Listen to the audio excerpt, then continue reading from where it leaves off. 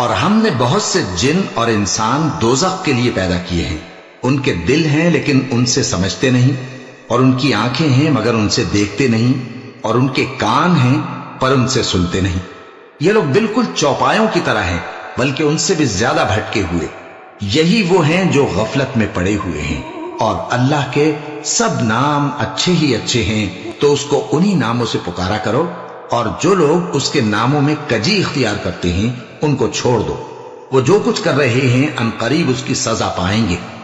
और हमारी मखलूकात में से वो लोग भी हैं जो हक का रास्ता बताती हैं और उसी के मुताबिक इंसाफ करती हैं। और जिन लोगों ने हमारी आयतों को झुटलाया उनको हम बतदरीज इस तरह पकड़ेंगे कि उनको मालूम ही नहीं होगा। और मैं उनको मोहलत दिए जाता हूं, मेरी तदबीर बड़ी मजबूत है।